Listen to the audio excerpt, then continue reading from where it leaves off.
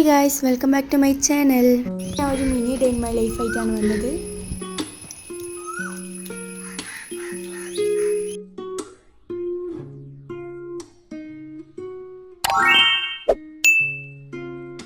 അപ്പോൾ ഇന്ന് ഞാൻ മോർണിംഗ് 9 o'clock അതിന് എണീക്കാൻ കുറച്ച് ലേറ്റായി പോയി.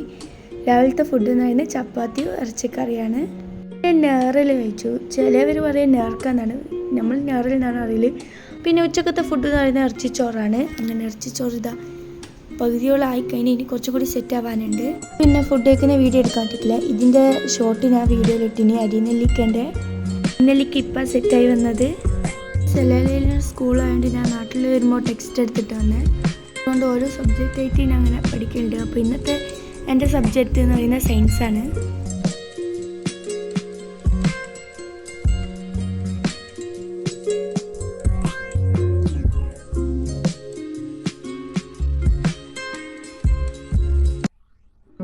അങ്ങനെ പഠിച്ചൊക്കെ കഴിഞ്ഞ് 4 മണിയായിട്ടുണ്ട്. അപ്പം ഞാൻ വിചാരിച്ചൊന്ന് പീടിയെ പോയിട്ട് വരാമെന്ന്. പക്ഷേ വൈകിട്ടായതുകൊണ്ട് നല്ല വെയിലുണ്ടായിന്. പിന്നെ മഴേൻ്റെ കാലാവസ്ഥയായി.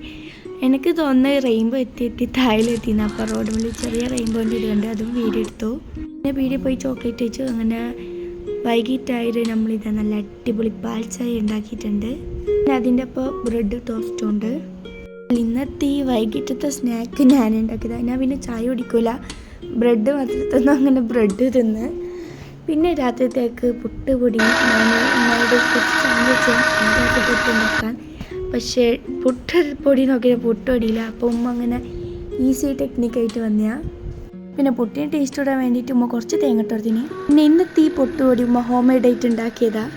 എന്തായാലും ഇന്നത്തെ ചലഞ്ചൊന്നും ഞാൻ ഔട്ടായി. ഞാൻ ഉണ്ടാക്കാൻ തന്നെ, പക്ഷെ പുട്ടുപൊടിയില്ല. ഉമ്മാൻ്റെ ഹോം മെയ്ഡ് പുട്ടുപൊടി അവിടുന്ന് റെഡി ആകുന്നുണ്ട്. പിന്നെ ഇതാ ഇവിടെ ഉമ്മ കറിക്കുള്ള കാര്യങ്ങളൊക്കെ സെറ്റാക്കി വെച്ചിട്ടുണ്ട്. ഉള്ളിയും തക്കാളിയും ഉരുളക്കിഴങ്ങൊക്കെ മുറിച്ചിട്ടും വെക്കുന്നുണ്ട്. പച്ചമുളകും ഇഞ്ചിയും വെളുത്തുള്ളിയും ഒക്കെ അരച്ചിട്ടും വെക്കുന്നുണ്ട്. ഉമ്മ കുക്കറിലേക്ക് ഉള്ളി ഇട്ടെടുത്തിന്. എന്തായാലും ഞാൻ ഒരു കാര്യത്തിനില്ലെങ്കിൽ ഈ ഒരു കാര്യത്തിന് ഉണ്ടാവും.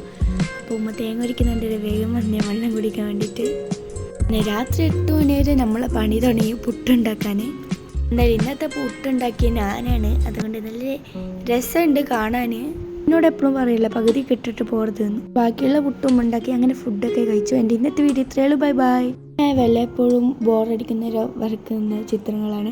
പക്ഷേ ഇതിപ്പം കിട്ടിയത് എൻ്റെ അനിയത്തിൻ്റെ ബാഗിൽ നിന്നാണ് കേട്ടോ. ഇത് വരച്ച പേപ്പറിന് എന്നെ വിട്ടു പോകാൻ മനസ്സിലാന്ന് തോന്നുന്നു. അങ്ങനെ എല്ലാ പേപ്പറും എനിക്ക് എൻ്റെ കൈമ കിട്ടി.